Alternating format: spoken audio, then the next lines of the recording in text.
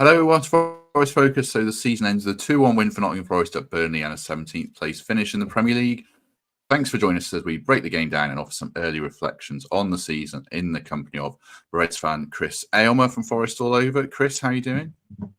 Positive, happy. We survived. We won our last game of the season. So yeah, I'm in great form. Great form. Good.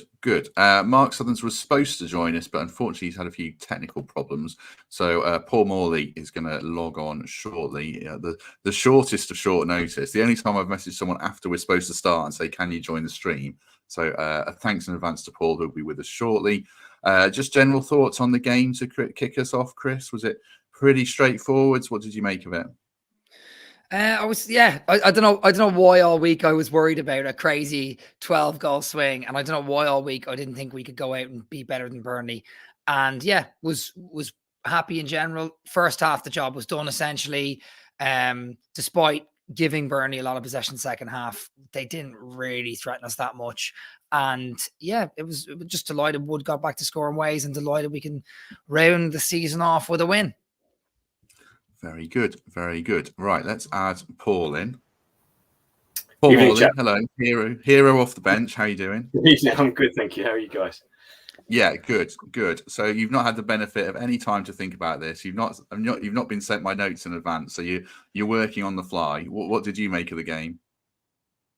To be honest, I didn't really see. Well, I didn't see any of it. I was following it whilst watching the City and sort of Arsenal games.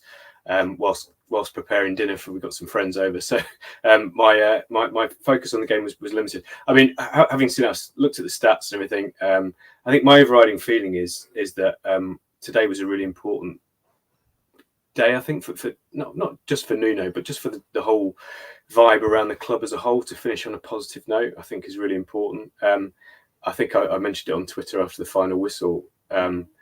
We ended up with 36 points on the pitch this season, which I know isn't great, and it's kind of not the progress that everyone's hoped for if you go back to the start of the season. But that total combined with, I think, a -18, it was goal difference. That combination keeps you up in 21 of the last 25 seasons and 10 of the last 11. So I think we've kind of, it's a bit of a marker that we've put down to say, look, we do belong at this level. And I think there's obviously been a lot of doubt around that this season. And yes, the bottom three weren't very good, but I think we've kind of put to bed any, in my mind anyway, any sort of assertion that we only survived because the bottom three were so poor.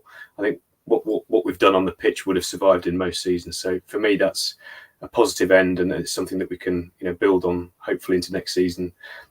Again, I'm sure we'll talk about the manager shortly, but continuity for me is key. So I think look forward positively and a good end to what's been a pretty tumultuous and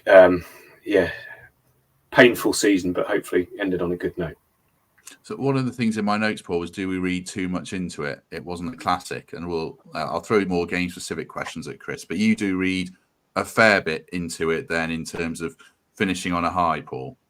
I think so. I mean, look, at the end of the day, results are what counts, right? And we've had so many days this season where we've performed well and not got a result. So, if we've ended up on the other, sort of flip side of that, we've not really sort of gone out on the pitch and played to the best of our ability, but we've got over the line. I mean, that's a trait of a team that, I think, again, if you look at our results this season, we've not lost against any of the bottom three. And again, I know that's not really anything to sort of shout about given their quality, but it tells me that when we've had to really dig in and get results against the teams that mattered, all right, there's the two draws against Luton that arguably we should have won, but we've made sure that we didn't lose those games, and obviously today we've come out on the right side of it. Yes, it didn't really matter, but I guess again that's a platform to take forward to next year, to think, right, we've got three teams coming up next season, let's make sure that we deal with them when we're playing them, and do a little bit better against some of the teams that we probably should be competing with, your Wolves, Fulhams, etc., and get more from them next season. And again, there's no reason I don't think why we can't take this use this as a positive springboard to look forward to next season. And we'll pick up on that a bit further towards the end. Just going through the game, starting with team selection and how we set up, Chris. Back to back four, Elanga in for Niakate, effectively. Olarena, unfortunately, couldn't play. Well, I assume he couldn't play. I can't believe he was dropped. I haven't seen anything official on that. But what did you make of how he set up? Was it for you or not? Yeah, no, it was for me. Obviously, Aina wasn't there, so that was a bit concerning. He wasn't in the squad. I was worried about that, but in general, I always tend to look at our front four, and when you see Elanga, Hudson-Odoi, Gibbs-White, and Wood, you know that we can get some goals from those players. Despite the season that we've had in general, those players have done reasonably well. You just look at their stats. I think Wood's now on 14 goals. Gibbs-White finished on 10 assists. So there's goals in them. Hudson-Odoi's had a late flurry. Elanga had a good middle of the season. So, yeah, I think I was happy with the front four. And then at the back, obviously you're a little bit concerned because Montiel and Toffolo aren't our starting wing-backs. But overall, I was happy enough and felt like we could beat Burnley. And then there was that Danilo Yates midfield pairing as well, which I was like, look, that's been the latest, most consistent version of what our midfield is, even though it's changed so many times over the season. So yeah, I was reasonably happy. Happy going out and actually quite confident. And when we scored the first goal, I was even more confident. I agree. I was fine. I mean, I would have played a back three, but I was fine with it. The only very, very minor issue, I suppose, Paul, for me, was it would have been nice just to see maybe an academy player on the bench. Origi's on the bench, which felt pretty pointless. Young Ribeiro was there, who I think we'll probably sign, but that's a small thing. But was it a little bit pointless playing Origi, do you think, or bench? Yeah, no, I agree. I think if you think back to, going back to, I'm harking back years ago now, but when Clough used to be in charge, we tended to, and again, I guess a lot of those games, I guess similar to today, really, there's nothing riding on it, was it? So, you used to often see in the last couple of games academy players blooded off the bench, and you've got the likes of Gardner and some of those guys who, I think Gardner wasn't it played in the cup game earlier in the season, who came on for half an hour and looked pretty good. So yeah, I agree. You can't see Origi being here next year, so I feel a little bit pointless that he's involved. But yeah, look, I think again, kind of writing off this season as just one of those things that it feels part of a longer process, But I think if we're going to get those academy guys, if we're going to continue that sort of, the Yates dynasty that obviously, we've obviously there's lots of talk you guys have done about that whole 4,000 games thing. It's important that we get the next sort of next guys on that sort of rung of the ladder to be moving through, and I think today would have been an ideal opportunity. So yeah, I agree. And who knows what next season brings? Who knows what the transfer is going to bring? We might have to be looking at using some of those guys in the next 12 months or so. But yeah, I'd like to have seen it personally. We obviously started the game very well, Chris. Chris Wood's missed all these chances recently, but back on it today, I thought a couple of really good strikers' goals, taking up good positions and reacting really well. And that first goal as well, I don't think Elanga had a great game, but it was more back at it from him as well compared to what we saw early season. Yeah, and nice to see him get an assist again. Obviously, a lot of forwards have kind of gone in and out of form, apart from maybe Gibbs-White, who's been pretty steady throughout. But, it's nice to see Elanga get his assist today, back on form. I was literally just switching on as we scored, which was nice as well. But yeah, no, and good to see Wood in the right place, right time. And yeah, it just, as soon as that happened, it kind of like flatlined Burnley. You know what I mean? They kind of, oh, well, here we go. That's our season done. And that's exactly what we need. We need to pack a punch early on.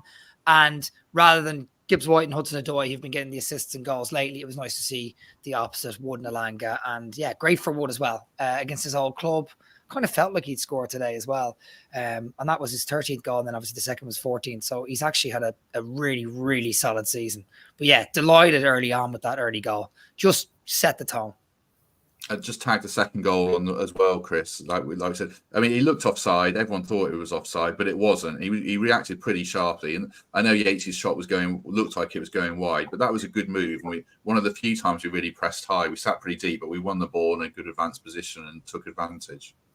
Yeah, I didn't, to be honest, I felt like he might be onside. And I knew once it was going to go to VAR, that we might have a chance. And I wasn't thinking about the guy on the far side who kept them on. There was a second defender somewhere in there who was almost in line with them that I thought I might have been keeping him on side. But then when I saw the sort of the freeze frame, I realized actually he's well on side from the Burnley I think it was full back on the far side. So initially, actually, I thought we might have a chance that might go to VAR and we might get the goal, which we did.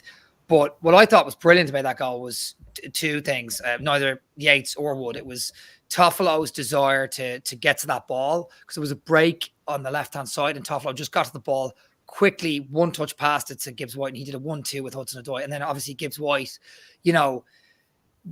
that's the kind of thing he does. You're hoping for a big game from him at last day of the season. We don't know if he and Murillo are going to be here next year. Hopefully he is, and Murillo obviously probably will be sold. But it just, you love that desire early on in the game, last game of the season. We're probably safe anyway with the swing that has to happen, and Gibbs-White's still giving it loads.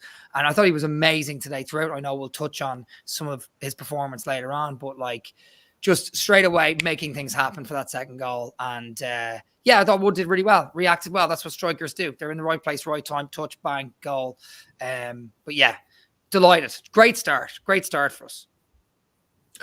Chris put Gibbs-White in his FPL team, so he was watching him very closely, and he's brewing a lot of bad luck today. And I'm impressed that Chris is even here, because I told him to bench Isak and play Bruno Fernandes instead, and Isak got 2 goals and 2 assists, and Bruno got 0 points. So Chris is a good man for even fronting up and not raging at me, certainly.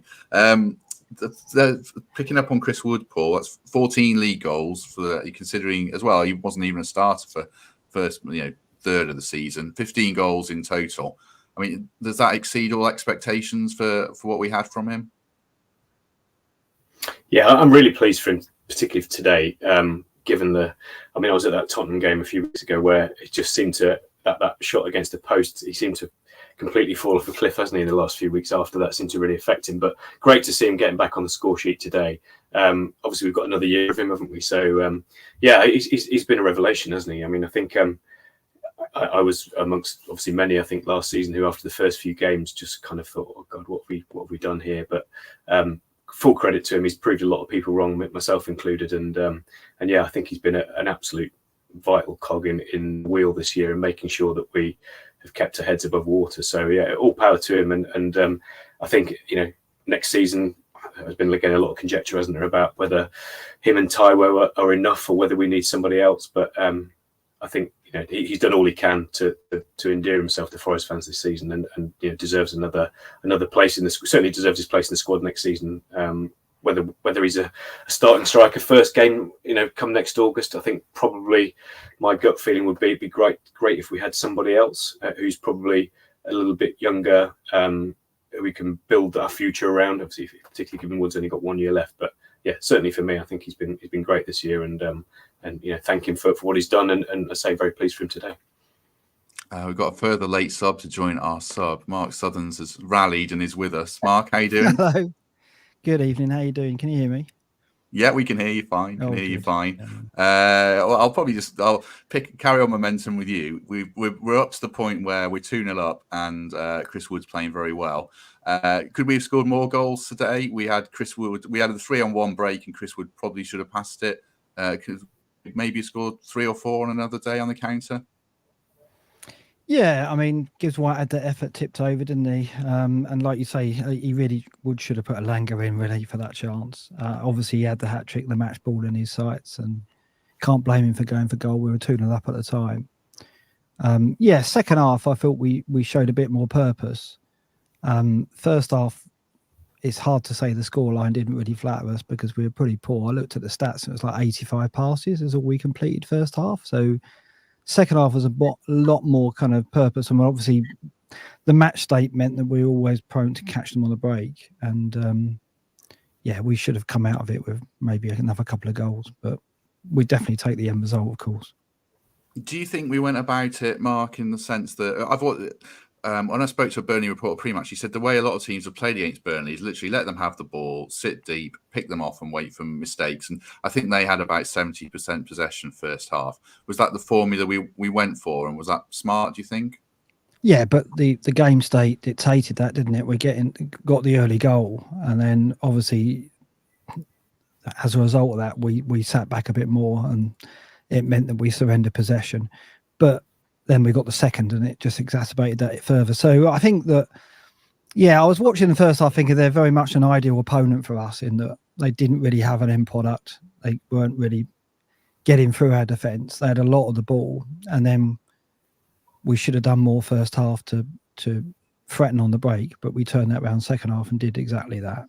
So I think, I think if you're a Burnley fan, you probably look at that as a very typical performance and result this season, as in they had a lot of the game, looked like they could create, but never really had anything at that end of the pitch to threaten the opponent, and ended up coming out with nothing to show for it, for another encouraging spell of football. And at times they were the better side, but they never, I don't think that they threatened enough in the first half of all that possession. Second half, they had a bit more about them because he made tactical changes. But I think if you're a Burnley fan, you probably come away thinking that was typical of this season. But what do we care? We benefited as Forest, obviously. Certainly did. Thanks very much to GJ Wellesby1 for signing up to become a channel member. Appreciate that. And thanks very much to Matt Kane for the £5 chip suppers on you, Matt. Very much appreciate that. I think my wife's just boiling some pasta. I did a barbecue earlier and ate way too much, so I don't even know if I'm gonna have dinner. But thank you very much, Matt. Very kind of you. Right, throwing it back to Gibbs-White then, Chris. As we were saying, he was the star man on the day. I felt I'll ask the other guys about a couple of other players, but what did you make of him? And are you already? I'll ask Paul this as well. Are you already a bit worried about the interest in him or not?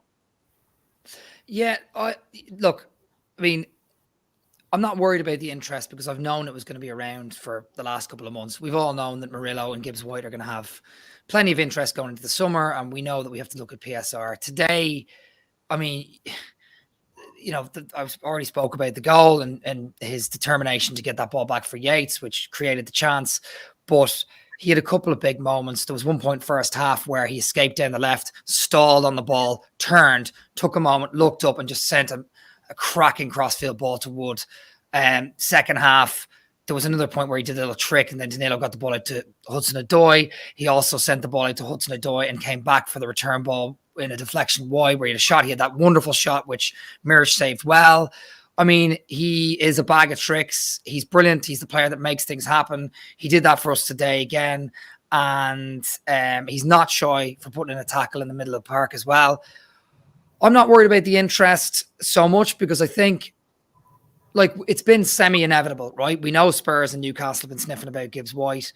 I'm hopeful that we can sell Murillo for big money and then keep Gibbs-White for maybe one more year, because it is going to come down to PSR, because Gibbs-White will benefit from having another year at Forest in the Premier League, I think. But I think it's going to come down to the PSR thing and whether we can stay within the bandwidth. I think he's on a 4 or 5 year contract, is he? So we'd still have another 2 years after next year. Maybe we sell him in January if we need the money then as well. But I thought he was absolutely brilliant today. I think he puts in the effort the whole way through the season. 10 assists. I mean, that's the same as Gordon, Trippier. He has more assists than players like Odegaard and Maddison. He's, and that's Forest. We're like a relegation struggling side this year. These players are playing for top 6 teams that aren't even, some of them aren't even close to him on the assist board. So yeah, stats wise, he's brilliant. And in game, he's class. I just worry that if we lose him, who fills that hole? Because you can fill the hole of Murillo and try and build a better back four. Murillo's amazing, but Gibbs-White's one of those players that really makes things happen.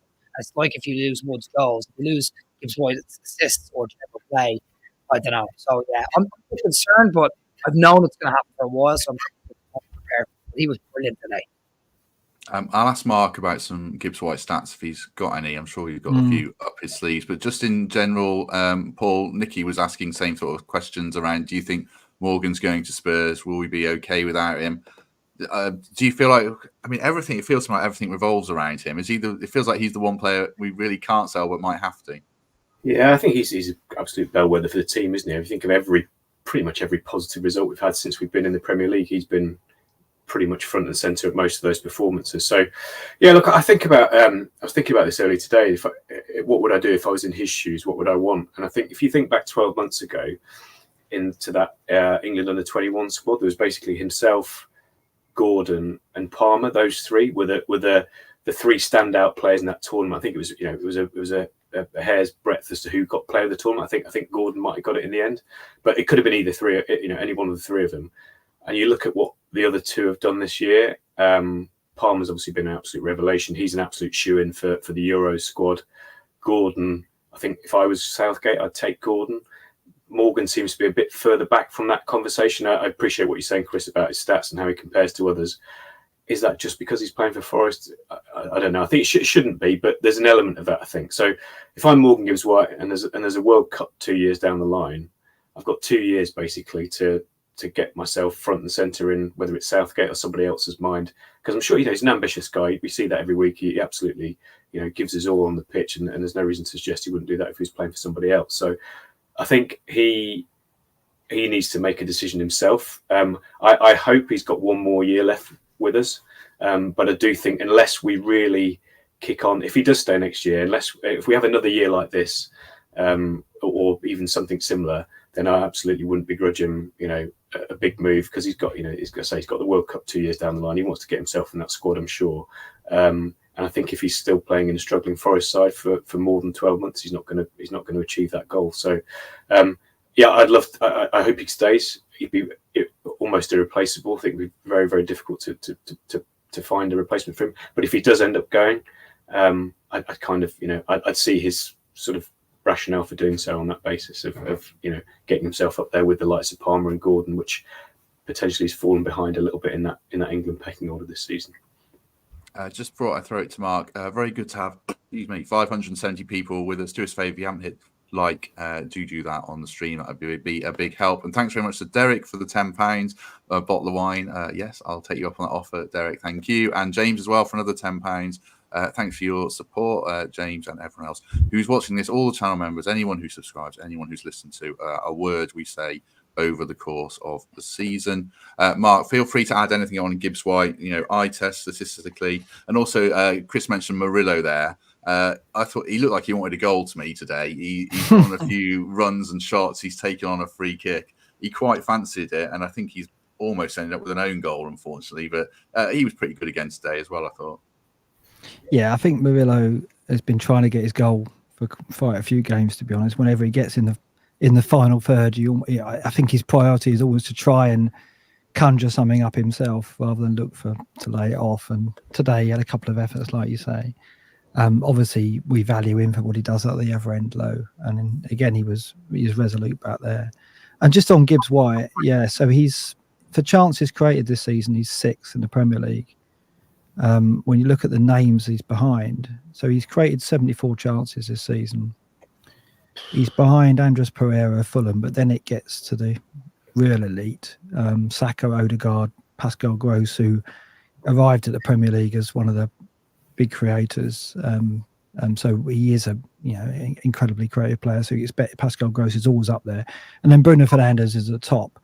You look at the players immediately behind Gibbs-White for chances created, it's Foden and Palmer. So he's actually created more chances than those two. And like Paul says, they're very much part of the England setup and likely to be in the Euro squad.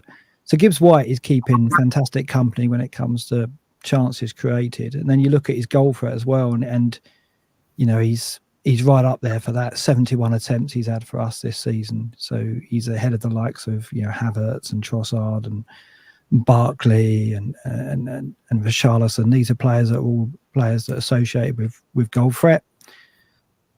Together, you've got an all-round midfielder. Like you say, he's not afraid to put his foot in either. So he's tenacious in there. He's a tackler. He gives you work rate. He's got everything.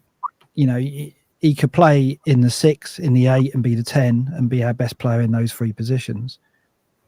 So replacing him is going to be incredibly difficult. There are creative players. Gus Hamer, for example, has created 70 chances this season just behind Gibbs-White, but he hasn't got the goal threat that perhaps Gibbs-White's got, and he hasn't got the tenacity in midfield to win the ball. So you'll be able to replace parts of what Gibbs-White brings us, but to replace the whole package is going to be really, really tough. I'm not so optimistic about holding on to him. I think that an offer will come in that I think will be difficult to refuse because of the number of suitors that will likely look our way. It won't just be Spurs. I think other clubs will be involved, depending what what clubs like Newcastle do with PSR as well. If they've got to sell players, then one of the players that they'll look to bring in will surely be Gibbs-White. So clubs of that level will look at him, and the stats I've just read out are only they're going to be well aware of that, right? They're going to be well aware of what he brings. I'll throw this £5 super chat your way as well then, Mark, picking on what Lee says. And thanks very much for the £5, Lee. Very good of you. Lee suggesting that we offer Gibbs-White a new contract and the captaincy to entice him into staying. I mean, the captaincy is one thing, but players have to want to sign a new contract. And as Paul says, I don't know if Morgan will be jumping at the chance unless we're throwing a lot of money at him, would he, Mark? No, and the thing is, like, he's probably not going to be in that Euro squad, and I wonder whether in the back of his mind he feels that if he'd have had the season he's had with us at a club perhaps in a higher profile, whether he thinks that's more likely to get him that next step up where he is in the reckoning for England. It's a cliche, isn't it, that players for clubs that are unfashionable don't get the same kind of look in when it comes to England caps, and I do worry that he'll watch people like Palmer, who he was in the under-21s with in that tournament, in that front three with Gordon and Palmer. If they're both in that squad and he's not, is he going to watch that over the summer and think, do I have to force it by moving clubs to get that kind of recognition? I don't think he does, but it's going to be in his head, I think. There's another player I want to pick up on before we get to some more match action. Chris Sangaré came on, got 35 minutes. It was an otherwise fairly unremarkable game for talking points, but Sangaré getting 35 minutes off the bench for an injured Yates. Did he catch your eye, or did we not see too much from him and he kind of just passed it by? What did you make of it? It was all right. He wasn't good or bad. It was kind of, it didn't, like you said, it didn't really catch my eye. I was just happy that he was getting minutes. I think there is more to come from Sangaré. Despite the season he's had, there's been a couple of games this season where he's been, superb. And then there's been a couple of games where he just hasn't been at the races at all. And it's a big talking point amongst the fan base. But I was just happy to see him get that much game time, if I'm honest. I didn't see much from him today. I'm still just waiting for that game where he takes it by the scruff of the neck and completely controls it. And it's not just a price tag. It's just a bit of expectation. He was a Champions League player last year. And 35 minutes last game of the season, you're winning. I didn't expect to see too much from him. But he didn't really catch my eye. It's a couple of nice passes, but that was about it. Yeah. Todd's asking if we'll do similar pods like this to the England games. I haven't thought about that, Todd. If people want us to, then maybe. But I won't be there. No, not you, Chris. Sorry. Unless you want to cheer on the opposition view. We do have that on this podcast. Yeah. I'll come to Mark about Sangaré shortly, but it's interesting, Paul, isn't it? Because he can solve a lot of problems for us transfer-wise and financially if he steps up. Are you intrigued still, or have you seen enough? No, I am. I think, if we were to take the decision to sell him, we're probably going to sell it at a loss. So it doesn't sort of feel like it would be, I don't think we'd be gaining anything from getting rid of him, if you don't mean it. Obviously, if the guy doesn't want to be here, if he's decided in his own mind that his race is run with us and he wants to be somewhere else, then fair enough. But as long as he's got the hunger, and I think, again, that's, challenge for the manager really over the pre-season, to get that hunger out of him, to see that he's got that desire, that he wants to succeed in the Premier League and he wants to do it with Forest. And if he does, then, that's the great thing about close season, isn't it? Everyone starts from a clean slate again. And Sangaré included. So he's got an opportunity over the next couple of months to lay down a marker to show to Nuno or whoever is in charge. I personally hope it's Nuno, that he can be a key member of the squad going forward. And actually, much like we talked a lot about building a side around Morgan, and hopefully that's still, he's still there next season. But actually, we talk about releasing Morgan to do the great things that he can do, and ultimately that's what Sangaré was bought for. If you think back to the reason why I bought him, was to allow Gibbs-White to be more creative and influential, and obviously that's not worked out from Sangaré's point of view. So look, I'm all for giving him an opportunity to show us what he can do. There's been a lot of disruption for him, hasn't there, this season? So like I say, clean slate, give him the opportunity. If we're still in this position come January, then be minded to let him go if there's any takers. But I think we should. I think he's worth rolling the dice on and giving another chance to. You got a dog in the background. That's me. Is that you? I've got I have a several. feeling it was Mark because we've heard it before. I thought I muted. Did I not mute? I do have a dog, but I can't hear him. It must be Mark. Dogs of this podcast. Not to worry. What did you make of Sangaré in the game, Mark? And also, Paul makes an interesting point there about can Nuno get stuff out of him. We've heard a bit about Nuno this week on the podcast in terms of actually being a good man manager. So that's an interesting challenge, isn't it? And also, what did you make of Sangaré on the pitch today, Mark? Yeah, when he came on with 10, 15 minutes of the second half gone, didn't he? I was like, it was another opportunity to get to see him, and I welcome that. I wanted him to come on and make an impression on me and to give me room for optimism that he can offer us what we need next season. We desperately need that player. We desperately need that number 6 to screen the back four, if it is a back four. And if it is, we definitely need that 6, right? So he needs to fulfill that role.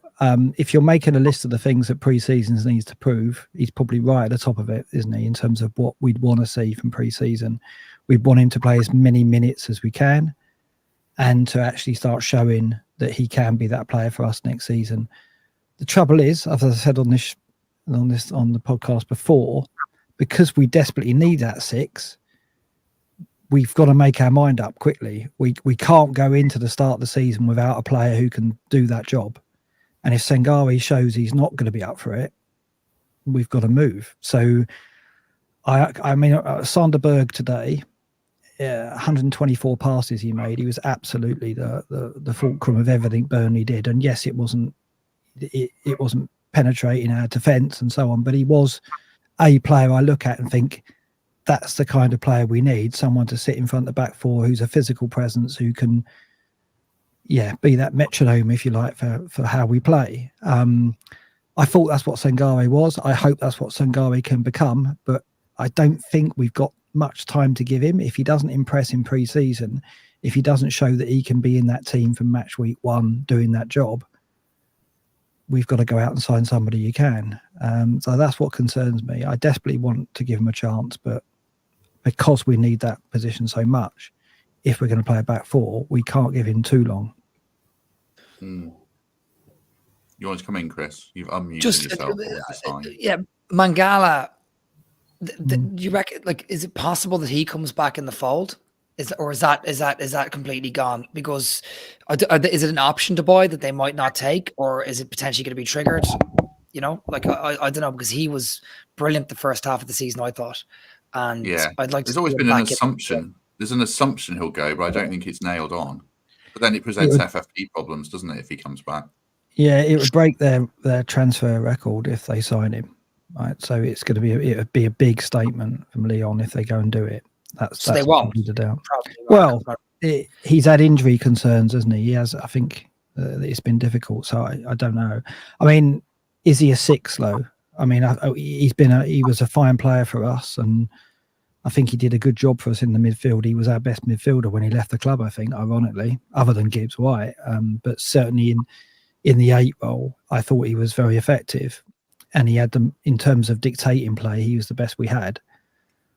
But I don't think he's a 6. I just don't think he's that player to screen the back four, which is, why we bought Sangaré. We bought Sangaré with Mangala there, so we must have felt we needed that player. It's just Sangaré hasn't lived up to that billing and lived up to the importance of that role. I mean, if we've got to think that Steve Cooper has said, I can't play a back four unless you get me a 6, and we got him. That's right. And we threw him straight in. Yeah, and I think, as I said before, I think we were unfair to him because we threw him straight in and said, be effective from day one with a back four behind you for the first time this season. It was always going to be tough. Then he got the injuries. Then he had AFCON. Then he had another injury. So we owe him more time. But if we don't start the season with an effective number 6, I don't think we can play a back four. And that's the other problem is as well. You quite rightly say you've got to make a quick decision, and if he doesn't impress in pre-season, you have to move. But one of the problems Sangaré had was it dragged on through August, and it happened on the transfer deadline day, and then he's already behind the 8 ball and playing catch up. We don't really want to be in that position next season. We very much could be. So the onus is massively on Sangaré to really step up and deliver for us. So it is a it is an issue. Thank you very much to Kevin Liffey for becoming a member. Appreciate that very much, Kevin. And just before we move on, a quick word for the Trent Navigation. Summer is here. The sun is out. So get down the Trent Nav tomorrow. Double stamps on your beer loyalty card on Mondays at the Trent Navigation. Thanks for all their support. Really appreciate it. We've got another live show coming up there soon, and I'll have some more details about that at the end of the show. Going back to the game then, Chris, I thought we were in pretty good control second half. Burnley had their moments, then they get one back. Was the goal one of... I need to see it again to have a definitive opinion myself, but was it one of them where it's a bit of an unlucky deflection, or is it another where we should be getting out quicker and charging down? Combination of the two. I think it was at Cullen. I think he ended up getting the goal in the end. I don't think it was ruled as an own goal, but I might be wrong. Yeah, I mean, Sells was sort of drifting the other side as it deflected and just sort of rolled into the left-hand corner. We should be closing them down, but as Mark rightly said, Burnley didn't really threaten at all, and their only goal came from a deflected shot. So I felt like we had most of the control. I felt like we had most of the attacking threat second half, and I felt like we were unlucky not to get a third, to be honest. But yeah, it was just frustrating because it felt you have that feeling as a Forest fan. You're like, the back end of a game, we're 2-0 up, we're cruising to victory here, and then they get a deflected goal, and then they sort of get on top of us a little bit towards the back end of the game, and we find it difficult to manage games late, as we've seen throughout the entire season. So yeah, it was more frustrating. I don't think that there was too much we could have done, but I felt like more of an unlucky deflection than anything, to be honest. It did feel, Mark, like if there was going to be a game where we're going to keep a clean sheet, it might have been this one, and then we couldn't manage it. But how do you think we managed it thereafter, the final stages of the match? Yeah, I mean, you got to remember Burnley are relegated. They wanted, I guess they didn't want to go out with a defeat in front of their own support, but I think it's a very difficult game to take much from, I think, in terms of judging us and how we reacted to that. I think that, for me, it was a typical Burnley performance, as I said. And for us, I think we managed well. We coped with what they had, but I don't think they offered that much to threaten us. What it did do for me, it was underlined how poor the three teams below us are and how fortunate we are that they arrived in tandem for this season. And I think looking ahead to next season, we're not going to be anywhere near as fortunate with that. The teams coming up are going to be much better equipped, and we're going to have to be ready for that. So that's all I take from it, is that Burnley were poor, and we've been fortunate in a season where we've obviously got the points deduction and we've struggled with our own problems on off the pitch, that there were three teams of that level that meant that we didn't get dragged into the bottom three. But looking ahead, I'm concerned. So it needs to be a busy summer. It needs to be an effective summer, and we need like Sangaré to come through, or we need to act in that respect as well. And there's other positions, and I'm sure we'll talk over the summer about where we need to strengthen, but make no doubts about it that we've got to be very busy again. But this time we've got to be smarter with our acquisitions, I think. Yeah, it is interesting who comes up. I mean, Ipswich are a real unknown quantity. De Zerbi leaving Brighton seems to have opened the door for McKenna to go there. That's the early stage of that. I mean, if McKenna leaves Ipswich, they're going to really struggle, you'd imagine. And then Leicester sound like they're going to have to sell before they buy. So I'm not sure about them. Leeds look good. If Leeds stay down, there's going to be a fire sale there. I wouldn't mind buying one or two of their players. So that's a conversation for another day. The only thing I was going to say on the game was, this is a minor gripe, but just like that, 30 seconds to go, we're seeing out a game and we get a free kick. And I don't know who leathered it. Maybe it was Murillo, but why are you pinging that ball forwards to give it away? And then they counter-attack on us. And a better team probably scores from there. It's totally unnecessary. Just a little bit of immaturity around the team. I'd just like to see us iron out next season.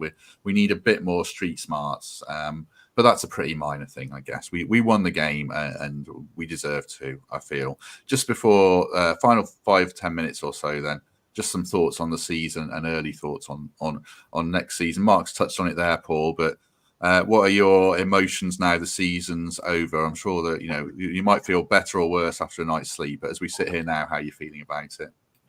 Yeah, like I said earlier, relief really. I think that it's over. I just going what Mark was saying about next season. I kind of, my inkling is that whoever wins that playoff game has probably got a good chance of doing well next season. The reason I say that, as you say, Leicester, as much quality as they've got, if they start on -4, -6, that's a huge hurdle to overcome. And the chances are they're going to start on minus points. Ipswich, whether McKenna's there or not, their basis for their squad was a League One team last year. So and no parachute payments. They're going to be in a very similar position to what we were really, and I can't see them spending in a way that we did. So I don't know necessarily whether next season holds the same fears. I think if we keep the fulcrum of this side together, we should be better next year. I think that I've seen enough from Nuno. Again, I know people will disagree in the comments, I'm sure, but I think we can look forward positively. I really do. I think there's other teams in our division. Brentford, I think, have regressed year on year for the last 3 years. They're probably going to lose Tony, you would imagine.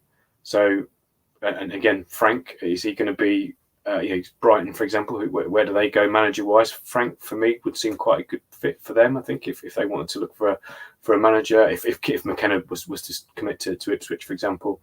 So Brentford could be an interesting situation next year. I think Wolves as well. O'Neill really rode the sort of crest of a wave, didn't he, when he first started? We've seen them fall off a little bit towards the end of the season. So look, I still sit relatively positively looking at next year, and I think it again comes back to the whole sort of looking at things in the round. If you'd have offered us that, was it 2 years ago yesterday that the penalty shootout against Sheffield United? If somebody had come up to you at the end of that game and said you're going to get 3 seasons in the Premier League minimum, we all would have absolutely snapped your hand off and been delighted at that. So let's be positive. Again, I said it earlier. The 36 points we've got this season isn't what we all wanted, but it would have kept us up in 9 of the last 10 or 10 of the last 11 years. So I think it's a bit of a misnomer that the bottom 3 is the only reason why we've stayed up. I think we've done enough to show that we are competitive in this league. The way we've played this year, particularly under Nuno, we've looked like a Premier League team in a lot of games. All right, we've not necessarily delivered the results, but last year under Cooper was very much looked like a Championship team in an FA Cup tie. Again, it's all been said before. So I'm feeling positive. I don't care what anyone says in the comments. I'm optimistic for next year. I think we can cement our place again. And even if that's 15th, 16th again next year, again, if you offer me that now, I'd take it. Oh yeah, as would I. Any improvement, I would take personally. What about you, Chris? And following on from that, I would want Nuno to stay, and I think Paul would want Nuno to stay. And I'll ask Mark the same question shortly. But your thoughts on next season, and are you wanting Nuno to still be here next season? I think so. I think we need stability. We've been desperate for a long time. I keep banging that drum. I think overall, I've done the timeline of the season and all the challenges we've had, but losing our beloved manager, having a new one come in, having a mini new manager bounce, points deductions, stuff off the pitch. It's been a really difficult season to manage. And as Paul rightly highlighted there, 36 points, not including the -4, is that could see you up in a lot of seasons. I don't know if it would have kept us up last year, maybe not. We had the goal difference, but I feel like as a season, it's been a really, really challenging season. But we've done well considering all things considered. We've had our star striker out for a lot of the season. I know Wood is now our star striker, but Taiwo's been out for a lot of the season as well. Hudson-Odoi was missing for a large chunk of the first part of the season under Cooper. We've had some challenges. And if you look at some of the games we've won, Chelsea, Villa, Newcastle, Man United, we're winning some of the big games against top 6 teams. So we're not a million miles away from all the pieces of the puzzle being put together. It's just Gibbs-White, Murillo. If they go, then how do you square that circle? How do you solve that problem? Because they're such important players for us. Next season, I just hope to God we can either fill those gaps that we have to let go of based on PSR. Obviously, Mangala comes or goes. I think he's really important if he comes back. Gibbs-White, Murillo, and then probably getting a new striker in and just ensuring we sort out our midfield and Sangaré hopefully improves. Nuno I would keep. I think we need stability. We can't keep rocking the boat. Now, Bournemouth twisted last year when O'Neill did a good job and it worked for them, to be fair. So we've seen examples of that happening. But I'm confident that we'll be very good next season. I think Ipswich are going to get a massive shock when they come up. We had that shock and we spent massively. I think they're going to get a huge shock to the system, much like Sheffield United did this year. And I think, as Paul said, Leicester might start with a points deduction and they probably can't invest too much. You know, Leeds, if they come up, I think they'll do all right. But I would keep Nuno. I'm positive. I'm really positive about the fact that we've stayed in the league this season, considering all the challenges. So I'm actually delighted. A third Premier League season after being 23 years out a couple of years ago. I'm buoyant. Yeah, it's interesting. Harry Toffolo said in the podcast with him this week that he was a bit naive himself about the quality of the Premier League. So that's a good point about Ipswich. Do you think, Mark, you place stock in data? Probably more than anyone on the podcast. So I'm a bit of a convert. Is there enough data there to think there's the green shoots of a good team under Nuno, or are you kind of picking up on what Chris says about, you know, Bournemouth did it and it worked for them? What's your early thoughts at this stage? No, I think what we've seen in spells on the pitch and what we see from the data is that we've got the makings of a side that can hold its own in the Premier League. Yeah, definitely. And I do think that there's a lot of positives there to build upon. And also what I would say is that I think the deficiencies are pretty clear. We need more backup for Taiwo because we know that he's likely to go on getting these injuries, and we can't go forward with just Chris Wood as the backup. And so we need another striker to come in there. We need the 6 if we're going to play the back 4. We probably need another reserve keeper who offers more than Turner and Vlachodimos as well. So I think that when you look at where we need to recruit, the gaps are pretty obvious. Obviously, like Chris says, though, if we lose Murillo and Gibbs-White, it's a huge setback, and then that can obviously distract from where we need to be strengthening to add to what we've got. So I think I really hope that we know what the likely outcome is of Murillo and Gibbs-White from right now. I hope people in the back room know what they're going to do, what is going to happen, so that they can work with Nuno to build some solid, smart recruitment over the summer. As I said, the pieces we need aren't that drastic. They're expensive, you know, a number 6 and a number 9, not easy to find. You're going to need to spend money. So I don't know what the PSR status is. I just hope, though, unlike we've seen in the last 2 seasons, that the recruitment team are a bit more composed, a bit more considered, right? And are sitting down with Nuno and investing in him as a future for next season and backing him. Because if we've got a sum of instability, as in there's, you know, speculation surrounding Murillo and Gibbs-White right up until the final week, or there's speculation surrounding Nuno right up until the final week, that's going to really hurt us. So I just sit in here now. If we've got a plan and there is stability and we've got a short list of players that we're after, and those hit those spots that I've mentioned, then I'm optimistic that we'll be fine and we'll get that 15th, 16th place. But those are ifs. And as we've seen in the past, it's been pretty crazy, the transfer windows for Forest. My only worry about number 9 is I think we're committed to signing Ribeiro for 10 million. So that's already 3 strikers. If we sign another one, we've got 4 on the books. So you're kind of at the stage where you have to sell probably Taiwo out of all of those, I guess, because Chris Wood's got no resale value at 33 and no one's going to buy Ribeiro, and we've just signed him. So, yeah, that does worry me a little bit. This is a bit of a off-the-cuff question to finish, mostly for fun, but a few names flying around in the comments. Is there any kind of early signing that anyone would like to see? And I'll kick it off because I've already thought about it. I was thinking like a Smith Rowe, that kind of player, Arsenal, who might let someone go. Mark's scoffing at that, so Mark can go first, give him less time to think. Anyone that you would like the early look of, Mark? Not at all. If we sold Gibbs-White, Smith Rowe would be right at the top of the list.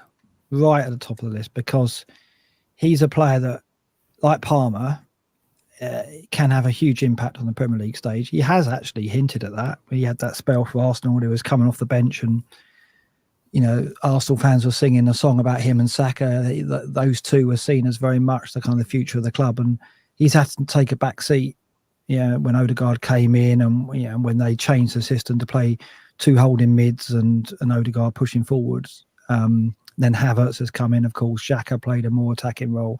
So Smith Rowe has been very unfortunate.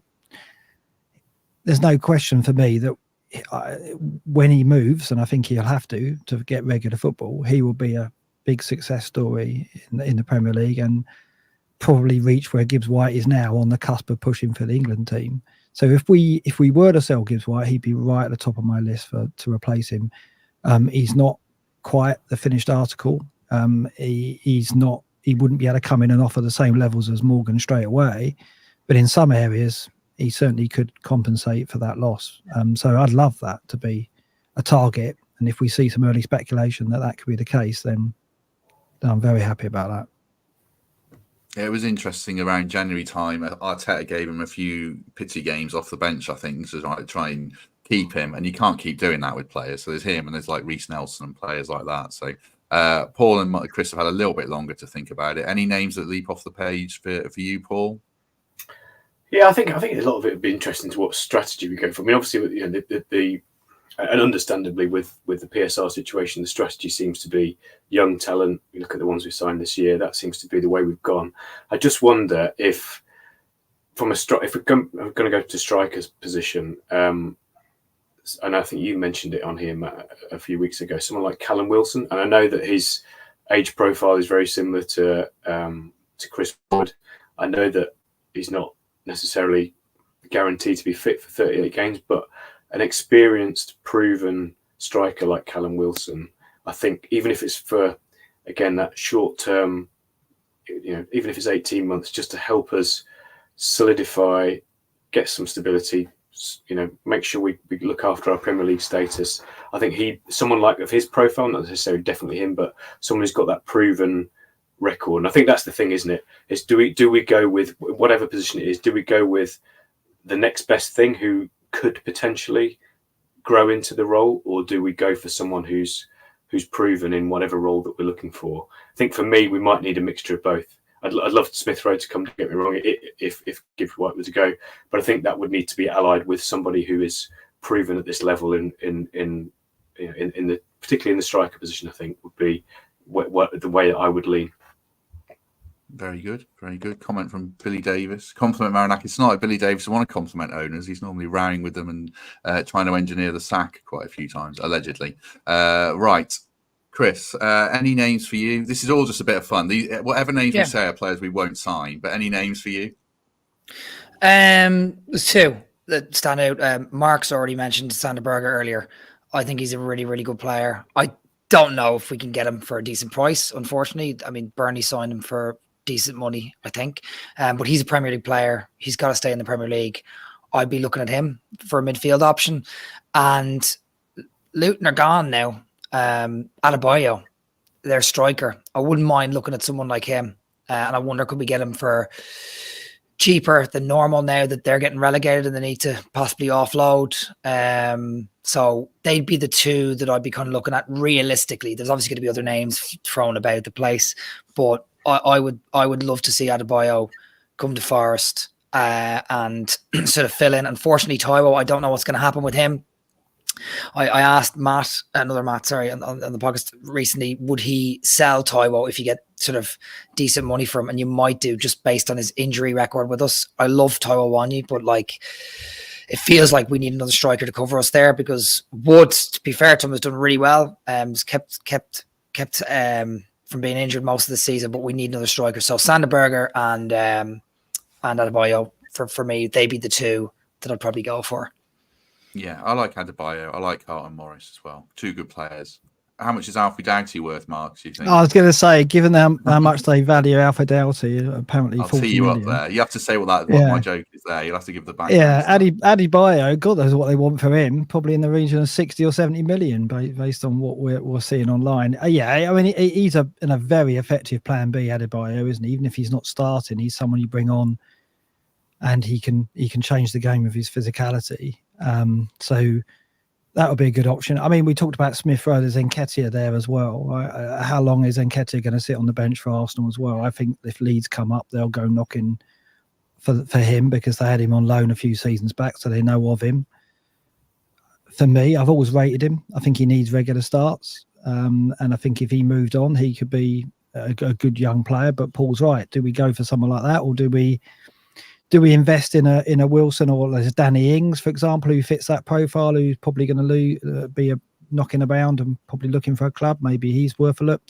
I don't know. I prefer the younger player and the more exciting profile, but can we take that risk? Because, like I said, the 6 and the 9 are positions where we need to get recruits in who can hit the ground running. And you've seen with Sangaré what happens when you take he was a punt, because he's got to adjust, right? He's got to adjust to the Premier League. So he was a risk in that respect. And I think what Paul said about Callum Wilson is that, he's a player, if you got in, you know what you're going to get. And can we probably need to do that in a couple of positions, a couple of the sign. It needs to be a mix, like I said, of sure bets and perhaps then some investment in young talent. So I don't know. What worries me is just what we've seen in the last 2 windows. It's been like a frenzied shopping spree of trolley dash approach to transfers. So I really hope that, while I love the speculation, I really hope that we're going to be a bit more considered this time and make some smart moves. Hopefully so. It was the Luton version of this podcast today. Was this today? Yeah, it was today. Tweeted extra 10 million on the price tag. That's 2 goals and 8 assists this season for Alfie Doughty, who is a left back and also has some onus to defend at some point. But Luton seems to have forgotten that. I mean, they were good player, but 20 million at most, isn't he? Right? I would say at most. At most. Yeah. Luton aren't in a position to negotiate, right? They finished a whole 10 points below us in the league, notwithstanding. They're gone. Sorry, I'm going off on a rant here. But yeah, I don't think that they're in a position to negotiate. Those players need to be playing Premier League football, and they'll be pushing to get out. So that'll have something to do with the price tag as well. Yeah, some of them will. Right, just before we come to any other business, final thoughts. Do us a favour, 650 odd people with us, which is great. Do hit like on the stream if you haven't already. That would be very much appreciated. Right, Paul, any final thoughts, any other business? You did come on this stream with like 0 minutes notice. You've not had time to think of anything, but anything you want to add, Paul? No, just some comments in the chat. Look, I've really enjoyed mainly being a viewer of this podcast this season. I think you really all the work that you guys do is fantastic, particularly for people like me who are a little bit detached, don't live in Nottingham, and use this as a real sort of yardstick of the mood at the club and to keep in touch with what's going on. So just thank you, Matt, for all your efforts this season, and look forward to hopefully. You guys continuing through the post-season and keeping us all up to date with what's going on. But I think you do a brilliant job. And just want to echo what the guys in the comments have said about that. Oh, thank you very much. Yeah, we'll carry on. Next week will be like a normal week. We've got loads of stuff, and then it might take a step back. I think it's kids' half term and stuff like that. But yeah, thanks very much, Paul, and everyone in the comments. Chris, I think for you, and when's your next podcast, by the way? Probably do it tomorrow, I hope. If I haven't spoke to my co-host in 24 hours, so we'll see if we can get hold of him. And yeah, just want to say thanks for having me on this year. Fair play to you for starting this venture back before Christmas. I know you've been doing the Garmedy Record podcast before that, but fair play to you, and lovely to be on with people like Mark, who I've been on a few times this season. Not always the best of times, but some really good times when we win. And Paul as well. Lovely to meet you. But just want to say thanks to I live in Ireland and I'd lived in Canada, and every time I go to a game there's some people, Dave Sanders, Greg Mitchell from this podcast, who've made me feel welcome going. A lot of people I've met going over there to the odd game when I get the chance, so big thank you to all of them. And any Forest all over the world listeners or fan groups want to come on our podcast for the new season, please reach out to us. And thanks so much. Yeah, appreciate it. And I'm happy. We're up. We survived. It's okay. Another season in the Premier League. Let's be happy. Let's get some drinks. Get to torture ourselves all over again. Yeah, exactly. We'll do it all again.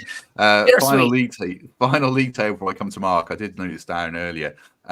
So we finished 17th, 9 wins, 9 draws, 20 defeats in 38 games. So 36 points accrued on the pitch, 32 in total, 9 wins. How many have you seen, Mark? You managed to muster about 4 or 5 in the end? Well, the post-match, I don't know. Just take it game to game. I'm pleased, though, the gap there to Luton is 6 points, because then they can't point to the 2 points we got back in the appeal as being a factor. So it's quite nice to have that bit of breathing space. And, yeah, you add the 4 points to it, and obviously 36 is not a bad return. Just want to echo what Paul and Chris have said. I'm immensely proud to be part of the Forest Focus team, and I want to thank you for bringing me on board and make me feel part of the family, Matt. And you should be very proud of what you've achieved, I think, this season, because you've made the transition from Garibaldi Red. I mean, in the last week just shows when you had Henry Winter and Toff on, they've been fantastic podcasts. And like Paul, I don't live in Nottingham, and I find it just so comforting to know that every day I can turn to Forest Focus and listen to some excellent episodes of people talking about the club, and it's been great to just be part of that. So I'm very happy that you got me included, and I'm very happy to participate and look forward to next season. I'm chuffed for you that we've stayed up as well, because you must have been a bit worried. I was nervous for Matt. Yeah. I was nervous, but yeah. Well done. Certainly was. Yeah. Thank you. Thanks very much for all those kind words, and good to have you all involved as well, in varying different degrees and styles. But Mark for his stats, Chris for his relentless enthusiasm and fear occasionally, and Paul for his realism. Very, very grateful for that. A couple of quick things from me before we go. We are back tomorrow at 11 a.m. with Prutz, Emily, and Temps, and we'll sort of have some of this conversation again with their views, and we'll kick it on as we head into the summer. So do join us for that at 11. I went on another Forest podcast, a new one the other day, Talking Reds with Greg Oram, who is in the comments, who people will be familiar with, and Richard Spray, another big supporter of this podcast, who is in Oklahoma. And I didn't know had 5 kids, so he's already a warrior in nature as well as being a Forest fan. So yeah, do check that out. And then our next live show, as I mentioned earlier, is June the 13th, Thursday, June the 13th at the Trent Navigation. Tickets on sale soon. Lewis and Gary, the main panelists, and then a couple of the other regulars will be up on stage. And are you coming up, Mark? You said you were. I'm going to try. I'm sure as damn it going to try. Yeah. Very good. Very good. Right. Great to have so many people with us, 600 people still with us, over an hour in. So, really enjoyed it. Glad we finished on a high note, something to take into next season, and we'll be here throughout the summer, as I said. But in the meantime, have a good evening, have a good weekend. And have a good weekend. It's Sunday, isn't it? I forgot it's Sunday. Weekend's almost over. Have a good evening, and we shall see you soon.